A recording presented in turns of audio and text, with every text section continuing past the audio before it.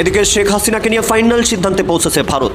সসম্মানে হাসিনাকে দেশে ফেরাতে ভারতের জরুরি বৈঠক, যে কোনো সময় ঘুরতে যাচ্ছে বাংলাদেশের ক্ষমতা। দর্শক, বৈষম্য বিরোধী আন্দোলনের বিভিন্ন স্টেক হোল্ডারদের সঙ্গে, বিভিন্ন নেতাদের সঙ্গে বর্তমানে তৈরি হওয়া দল এনসিপি নেতাদের কি বড় ধরনের দূরত্ব তৈরি হয়েছে এবং এখন কাটা দিয়ে কাটা তোলা হবে।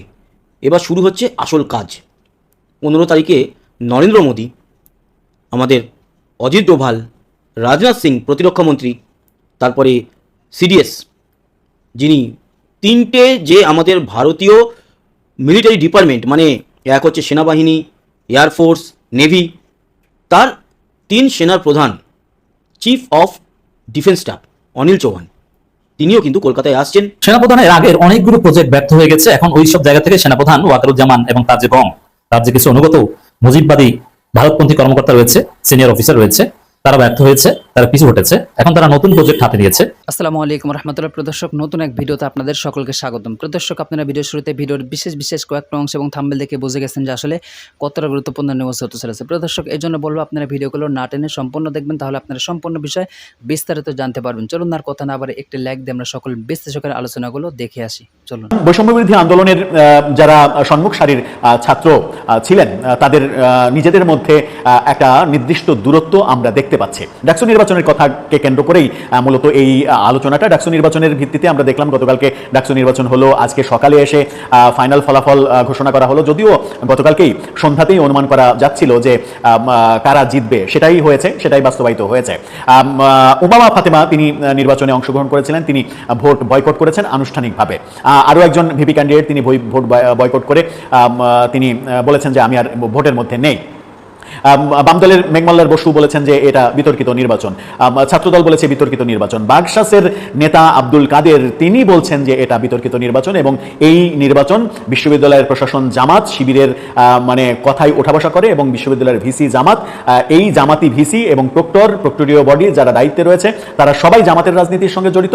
তারা শিবিরকে জেতানোর জন্য এহেন কোনো কৌশল নাই যা গ্রহণ করেনি। এবং আব্দুল কাদের তিনি সামাজিক যোগাযোগ মাধ্যমে স্ট্যাটাসে সরাসরি এই কথা লিখেছেন। স্ট্যাটাসে তিনি প্রক্টর এবং ভিসিকে তার পাঠানো দুটা মানে দুটা মেসেজ, তিনি প্রক্টরকে একটা মেসেজ পাঠিয়েছেন এবং ভিসিকে একটা মেসেজ পাঠিয়েছেন। সেই মেসেজের মূল কথাটা ছিল যে অনেক ধন্যবাদ, অনেক কষ্ট করে এই নির্বাচনে সফল হয়েছেন এবং সেই সফলতার জন্য ধন্যবাদ। তার মানে হচ্ছে যে ব্যঙ্গ করে প্রক্টর এবং ভিসিকে তিনি মেসেজ পাঠিয়েছেন। সেই স্ক্রিনশট সহ ফেসবুকে স্ট্যাটাস দিয়ে প্রতিবাদ করলেন এই ভোটের প্রশাসনের অবস্থানকে।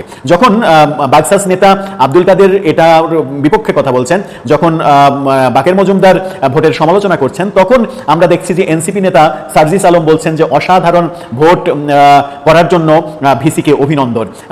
এই ভোট অসাধারণ হয়েছে, খুবই ভালো হয়েছে, সেজন্য সাধুবাদ জানাচ্ছেন হাসনাত আব্দুল্লাহ। তারা দুইজন এনসিপির অন্যতম বড় নেতা। বলা হয় যে নাহিদ ইসলামের চাইতেও তারকা খ্যাতির দিক থেকে তারা দুজন সবার উপরে। তো সবার উপরে তারকা খ্যাতির এই দুই তারকা নেতা যখন বলেন যে ভিসি অভিনন্দন পাওয়ার মতো কাজ করেছে, অসাধারণ কাজ করেছে, তখন তারই মানে যদিও খাতা কলমে ছাত্র সংগঠন নয়, কিন্তু এই নির্বাচনে আমরা জানি, নির্বাচনের আগেই জানি বাগশাস মূলত এনসিপিরই একটা ছাত্র সংগঠন। তারা মৌখিকভাবে শুধুমাত্র ঘোষণা দেয় না যে এই দলের সঙ্গে ওই দলের কোনো সম্পর্ক রয়েছে। আমরা ডাকসু নির্বাচনেও দেখেছি যে বাগশাসকেই নাহিদ ইসলাম সহ এনসিপি নেতারা মানে সমর্থন দিয়ে ফেসবুকে পোস্ট দিচ্ছেন, কাদেরকে নিয়ে, বাকের মজুমদারকে নিয়ে তারা পোস্ট দিচ্ছেন এবং ভোটের জন্য বলছেন। এবার ডাকসু নির্বাচনে সেটা পরিষ্কার হয়ে গেছে যে বাকসাস তাদেরই। কিন্তু বাকসাসের নেতারা যখন ভিসি প্রক্টরের সমালোচনা করে মুন্ডুপাত করছেন, তখন সেই ভিসির প্রশংসা করছেন এনসিপি নেতা সার্জিস হাসনাতরা। তার মানে হচ্ছে যে মুখোমুখি অবস্থানে চলে গেল।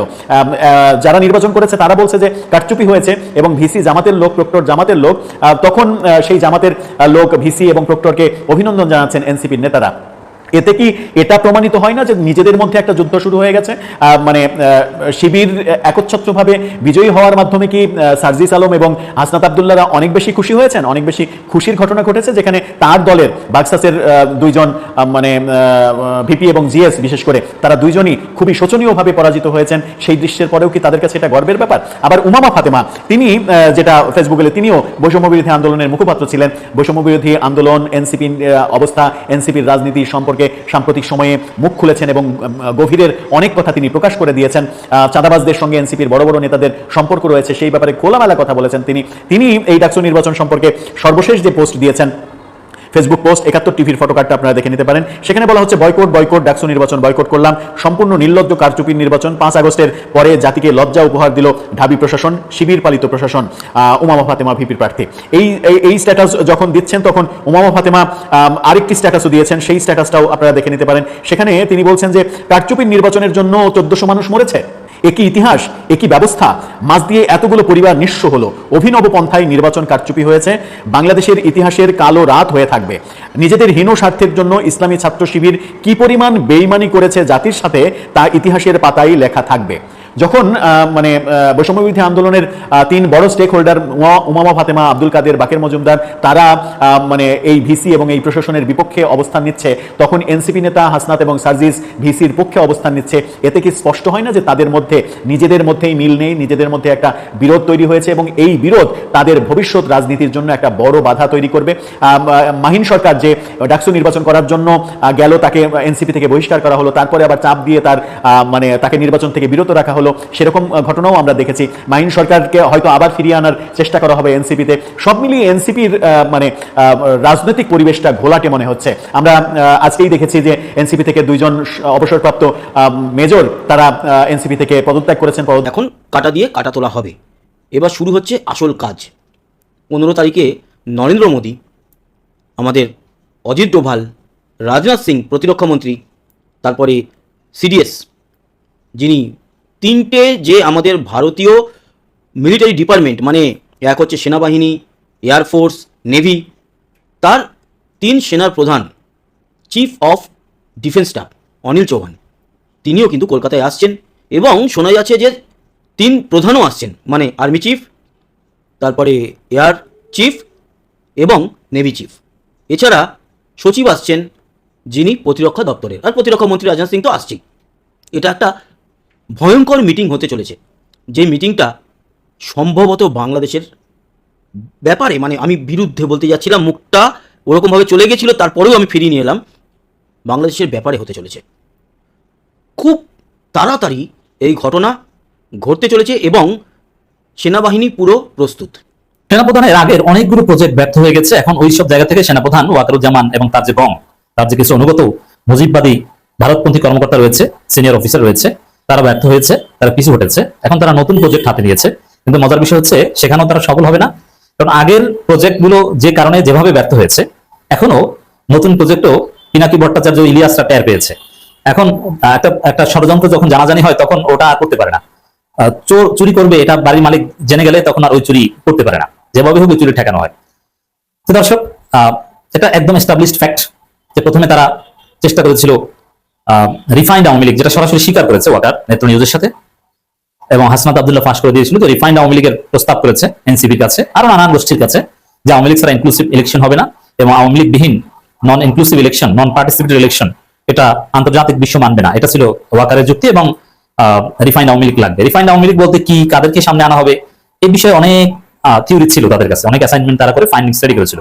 কিন্তু হাসনাত আব্দুল্লাহ, সাংবাদিক ইলিয়াসরা, পিনাকি ভট্টাচার্যকে জমের মতো ভয় পায় ওয়াকার, ইলিয়াসকে ভয় পায়। কারণ ওয়াকার যেখানে ঘুমান বা যেখানে হাঁটাচলা করেন, সেই সব জায়গার অনেক গোপন তথ্য ইলিয়াস পিনাকিদের হাতে চলে যায়। এবং এই ওয়াকারের যে ম্যান, সে কচুক্ষেত্রী সাংবাদিক, সে ইলিয়াস পিনাকিদের সাথে পারে না। এবং ওয়াকার যাদেরকে রেখেছে তাদের বট হিসেবে, তারা এক একজনে ধরা পড়ছে। যেমন ডাক্তার জাহিদ টেক, এই জাহিদ টেকের বহুগামিতা ইলিয়াস সামনে এনেছেন, তার ফ্যামিলি নিয়ে নাড়াচাড়া শুরু করে দিয়েছেন। এখন কিভাবে শান্তিতে থাকবে, কিভাবে ঘুমাবে, খাবে, এটা নিয়েই দৌড়দৌড়িতে আছে ডাক্তার জাহিদ টেক। সে কিভাবে সেনাবাহিনীকে সার্ভিস দিবে। ইলিয়াস পিনাকিদের সাথে ওয়াকার বাহিনী পারছে না, কেউ পারবে না, সম্ভব না। সত্য বিজয়ী হবে এবং জনগণ ইলিয়াস পিনাকিদের কথা বিশ্বাস করে। এবং কনক সরোয়ার বা ইলিয়াস পিনাকি, কনক সরোয়ার, কর্নেল হাসিনুল বা এদের সাথে মিলিটারি পার্সোনেল যারা সিনিয়র অফিসার, তাদের একটা বড় অংশের ঘনিষ্ঠ যোগাযোগ। এবং বাংলাদেশ সেনাবাহিনীর অফিসারদের মেজরিটি এবং জুনিয়র অফিসার এবং সৈনিকদের মেজরিটি, তারা সত্যের পক্ষে, ন্যায়ের পক্ষে। এটা হচ্ছে বড় স্ট্রেংথ। এই জায়গায় ওয়াকারের সব দুর্বলতাগুলো ধরা পড়ছে এবং তার প্রজেক্টগুলো ফাঁস হয়ে যাচ্ছে, তিনি পারবেন না। দেখেন, প্রথম ছিল রিফাইন্ড আওয়ামী লীগ প্রজেক্ট, সেটা হাসনাত আব্দুল্লাহ, পিনাকি ইলিয়াসরা খেয়ে দিয়েছেন, গেছে। এরপরে রিফাইন্ড জাতীয় পার্টি। এখন যে অবস্থা, যে ইউনূস জাতীয় পার্টিকে নিয়ে নড়ে চড়ে বসেছে, যে জাতীয় পার্টিকেও নিষিদ্ধ করবে বা এই জাতীয় পার্টিকে জনগণ অলরেডি নিষিদ্ধ করে দিয়েছে, এদের অফিস পুড়িয়ে দেয়, এদের নেতারা রাজপথে নামলে এদেরকে দোলাই দিবে, এই বন্দোবস্ত কিন্তু হয়েছে। রিফাইন্ড জাতীয় পার্টি নিয়েও আর তেমন আগাতে পারছে না, যদিও রিফাইন্ড জাতীয় পার্টি প্রজেক্ট এখন পর্যন্ত হাল ছেড়ে দেয়নি। চেষ্টা আছে, কিন্তু পারবে না, এটা জানে। নূরকে হামলা করার যে ঘটনা সেটা ব্যাকফায়ার করেছে, উল্টো অ্যাকশন হয়েছে, সাইড এফেক্ট হয়েছে। তো দর্শক, এখানে এখন আরেকটা বিষয় সামনে এনেছে ওয়াকার, সেটা হচ্ছে যে যারা আওয়ামী লীগ না, যারা আওয়ামী লীগের শেখ হাসিনা সমর্থন করে কিন্তু মুক্তিযোদ্ধা বয়ানে মুজিবীয় আদর্শ ফিরিয়ে আনবে, যে না রিফাইন্ড আওয়ামী লীগ টাওয়ামী লীগ আর সম্ভব না, এখন মুক্তিযোদ্ধাদের মাধ্যমে মুক্তিযোদ্ধা সাইনবোর্ড ব্যবহার করে আওয়ামী লীগকে কোনোভাবে ফিরিয়ে আনা যায় কিনা সেই প্রজেক্ট নিয়েছে। তার অংশ হিসেবেই সেনা সদরের যে ব্রিফিং, সেখানে কঠোর হুঁশিয়ারি দিয়েছেন সেনা কর্মকর্তা যে কোনো মবের মাধ্যমে মুক্তিযুদ্ধ এবং মুক্তিযোদ্ধাদের ছোট করা যাবে না। দেখেন কত বড় ষড়যন্ত্রমূলক কথা, অথচ মুক্তিযোদ্ধা এটা নিয়ে বাংলাদেশে কোনো বিতর্কই নেই। এখানে আওয়ামী লেসপেন্সারদের মানুষ ধোলাই দিচ্ছে, যারা এসালামের টাকায় দিল্লির নির্দেশে ষড়যন্ত্র করছে, রাষ্ট্রবিরোধী কাজ করছে, তাদেরকে ধরছে মানুষ, তাদেরকে পুলিশ গ্রেপ্তার করছে, রিমান্ডে নিচ্ছে, বা তাদের বিরুদ্ধে জনগণ প্রতিরোধ করছে। কোনো মুক্তিযুদ্ধ কিংবা মুক্তিযুদ্ধের বিরুদ্ধে কোনো সিঙ্গেল মব হচ্ছে না বাংলাদেশে। এই মুক্তিযুদ্ধ এবং মুক্তিযোদ্ধাদেরকে প্রতিপক্ষ হিসেবে দাঁড় করানো, এটাই হচ্ছে রয়ের প্রজেক্ট। এই রয়ের প্রজেক্টে আনুষ্ঠানিকভাবে সংবাদ সম্মেলনের মাধ্যমে সমর্থন করে সামনে আনলো সেনা সদর। তো এই জায়গায় যে মুক্তিযোদ্ধা সাইনবোর্ড, না এমনিতে তোমরা যাই করো, আওয়ামী লীগ পিটাও, জাতীয় পার্টি পিটাও, ঠিক আছে, কিন্তু মুক্তিযোদ্ধাদের কিছু বলা যাবে না। মুক্তিযোদ্ধাদের সেমিনার করার অধিকার দিতে হবে, মুক্তিযোদ্ধাদের রাজনীতি নির্বাচন করার অধিকার দিতে হবে। তাদের গায়ে হাত দিলে, যেমন ভিপি নূরকে পিটিয়েছে জাতীয় পার্টির গায়ে হাত দেওয়ার অপরাধে, ঠিক আছে, এখন আর জাতীয় পার্টিকে রক্ষা করতে পারবো না, জনগণ জেগে গেছে, কিন্তু ভাই মুক্তিযোদ্ধাদের গায়ে হাতটা দিও না। আরে ভাই, মুক্তিযোদ্ধারা তো জামাত করে, বিএনপি করে, মুক্তিযোদ্ধাদের নিয়ে তো আপত্তি নেই, আপত্তি হচ্ছে ফ্যাসিস্টদের দোসরদের নিয়ে, ভারতের দালালদের নিয়ে। এখন তার পরিচয় যদি মুক্তিযোদ্ধা হয়, তাহলে শেখ হাসিনাকে তাহলে আমরা কেন দাওয়া করলাম? ওবায়দুল কাদের, আসাদুজ্জামান খান কামালের মতো বড় বড় মুক্তিযোদ্ধা, বড় বড় সেক্টর কমান্ডাররা কেন পালিয়েছে? সেটা আপনারা কেন ঠেকান নাই? যাক, মুক্তিযুদ্ধ কোটায় তাদের পালানো দরকার নেই, তাদেরকে রেখে দিই, পেরেছেন? পারেনি। এখন মুক্তিযুদ্ধ কোটায় আওয়ামী পুনর্বাসনের চেষ্টা, এটাও পারবেন না। কিন্তু এখন সেনাবাহিনীর চেষ্টা হচ্ছে এটা। আর এটা কিভাবে করা যায়? এই জন্য প্রথমে তো হাসিনার নির্দেশে এসালামের টাকায় বঙ্গবীর কাদের সিদ্দিকীর ভাই লতিফ সিদ্দিকী সামনে এসেছিল, কিন্তু লতিফ সিদ্দিকী কট, লতিফ সিদ্দিকী, জেডাই খান পান্নাদের যে গ্রুপটা, এমনকি ডক্টর কামাল ভয় পিছু উঠেছে, এরা কট। এখন সেনাবাহিনী সামনে আনছে কাদের সিদ্দিকীকে, কারণ লতিফ সিদ্দিকী তো সরাসরি সর্বশেষ আওয়ামী লীগে ছিলেন, কিন্তু কাদের সিদ্দিকী আওয়ামী লীগ ছেড়েছেন অনেক আগে। আবার কাদের সিদ্দিকী জামাতের ইফতার মাহফিলে যান, টাঙ্গাইল জেলা জামাত তাকে দাওয়াত দেয়, আমিরের জামাত তাকে দেখলে দাঁড়িয়ে যায়। তা কাদের সিদ্দিকীর আলাদা একটা অবস্থান আছে। আবার কাদের সিদ্দিকী দীর্ঘদিন বিএনপি জামাতের সাথে চলেছেন, হাসিনার বিরুদ্ধে অনেক সমালোচনা করেছেন, আবার মুক্তিযোদ্ধাও খেতাবপ্রাপ্ত। কাদের সিদ্দিকীর মাধ্যমে এখন রিফাইন্ড আওয়ামী লীগ বা আওয়ামী লীগের যে রিপ্যাট্রিয়েশন, এই প্রজেক্ট বাস্তবায়ন করতে চাচ্ছে সেনাপ্রধান। কাদের সিদ্দিকীকে সেনাপ্রধান সিগন্যাল দিয়েছে যে আপনি যেহেতু আপনার সাথে জামাতেরও ভালো সম্পর্ক বা অনেকের সাথে, তা আপনি একটু নাড়াচাড়া দিয়ে উঠেন, আপনাকে আমরা ব্যাকআপ দিব, আপনার বিরুদ্ধে কেউ কিছু করলে এটা আমরা ঠেকাবো, আপনি এই বলেন সেই বলেন, আপনি সাহসী হন। এই কাদের সিদ্দিকীর মাধ্যমেই বা তার হয় জাতীয় পার্টির হাত ধরে, নইলে কাদের সিদ্দিকীর হাত ধরে, বা যেভাবে আওয়ামী লীগ আগামী নির্বাচনে ফিরতেই চায়। সাপোজ কাদের সিদ্দিকীকে তো আপনি নিষিদ্ধ করতে পারবেন না, তাকে নির্বাচন থেকেও দূরে সরাতে পারবেন, এটা কঠিন। একমাত্র মবের মাধ্যমে এটা সম্ভব, যে জনগণ তাকে দাঁড়াতে দিবে না।